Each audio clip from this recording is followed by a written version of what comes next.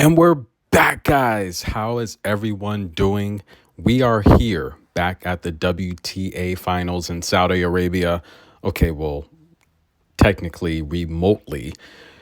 This is going to be a good matchup here. Jessica Pegula, big game Jessie P, taking on Barbora Krejcikova, two-time slam champion. Jessica finally getting that monkey off of her back and making a Grand Slam final. That's right, guys. This is going to be a good matchup here.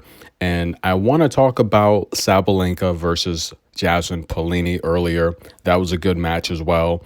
And of course, stay tuned. We're going to take a look at Coco versus Iga. So before we go any further, I want you guys to like the video, show some love. Thank you for all the people that sent over super thanks today. Again, guys, if you want to show love and support for the channel, just like the video, drop a positive comment. It's all about good energy. That's the theme of this channel. And let's get right into it, guys. So these two ladies are taking on each other. Win or go home. It's as simple as that. And even if you win, you're going to need some luck to advance to the semifinal. Pegula, Krejcikova. Now, these two ladies have played twice. The head-to-head is even, dead even, that's right. Someone's going to walk away with the lead in this head-to-head series. Now, the first time they played was last year at the Australian Open. Pegula won that in straight sets, 7-5, 6-2. Then they played later in the year at Dubai, where Barbora will go on, have a great run there. She beat Pegula in 3 sets. She won the first set 6-1.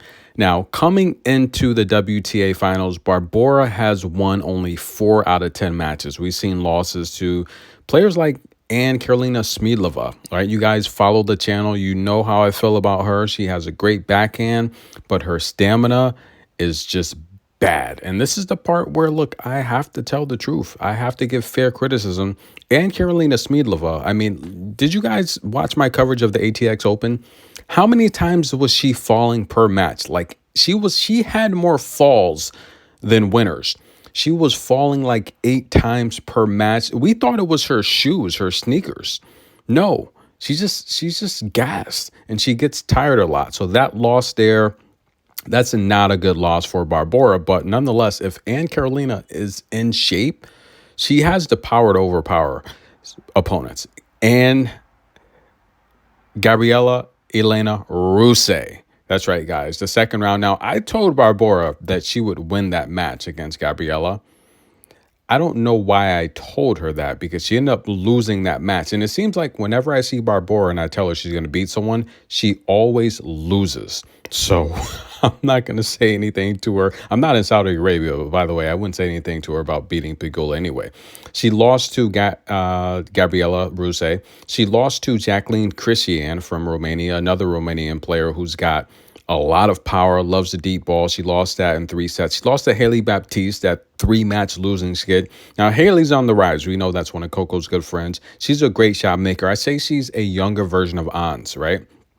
And she lost to Andreva, and I mean, that was given, right? It's like, I don't know what's going on when she plays Mira, but I don't think she wants to play Mira, and that, I don't know, that's just a bad matchup. Mira's just too athletic, and she lost to Iga last time out. So she's lost 6 of her last 10 matches. In terms of Pegula, she hasn't really been that active, but she did have matches on the Asian part of the tour, and Pegula's won 6 of her last 10. So, but she's played a lot of tough competitors, right? She lost in that final to Sabalenka at the U.S. Open. She lost to Badosa in Beijing. She lost to Wong, which is a match that she should have won, by the way.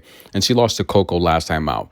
Now, here's the thing about this matchup, right? Last time out against Coco, Pegula, she struggled on her first serve. She lost 71% of her first serves, and she gave up 8 breakpoint opportunities. In terms of Barbora against Iga, she had the match in the bag. She was up a set and a break, 3-love. She had the opportunity to get the double break, and what had happened was the elevation, ladies and gentlemen, over 600 meters above sea level.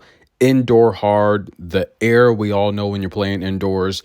If you're not in shape, if you're not in your best shape, you're going to gas out. And that's exactly what happened. Now, we're going to talk about Iga later, but the reality here is any other of these ladies in this tournament, with possibly the exception of Rebecca, They would have put Ego away.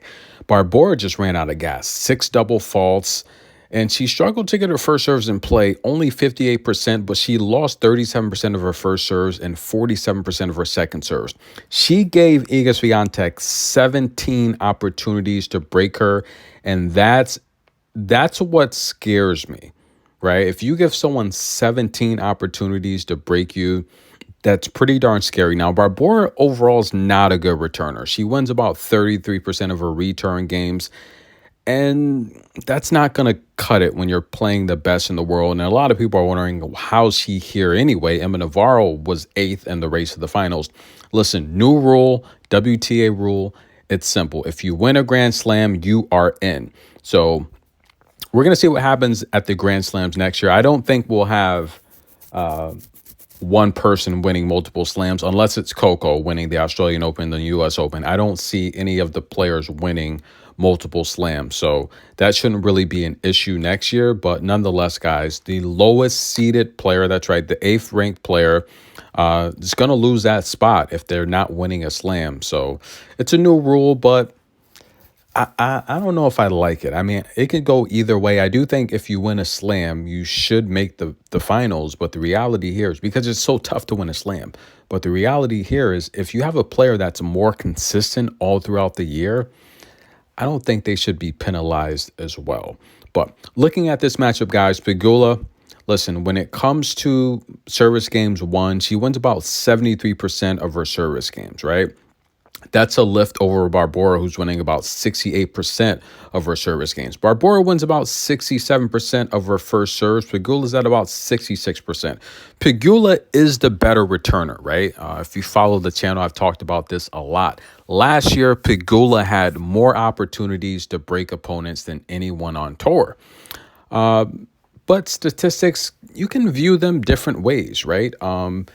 She's not the best at closing the door, but when it came to just pressuring opponents and putting herself in position to break, she's the best. And quite frankly, guys, with Barbora giving up 17 breakpoint opportunities to Iga, she looked fatigued and tired. I like Pegula, especially with their stats last year, getting those pressure point situations. I think she'll convert. Overall, these two ladies, they're about even in all categories. I do give Pegula the slight athletic edge, and with Barbora not being in her best physically, I like Pegula to win this match. So far, we're perfect on predictions, guys, 6 for 6, and we're going to go 7 for 7. I like Pegula to win this match. That's the pick, guys. Tennis in a Minute. Like the video, show some love. Thank you to everyone that sent super thanks today. I appreciate it. We'll be right back.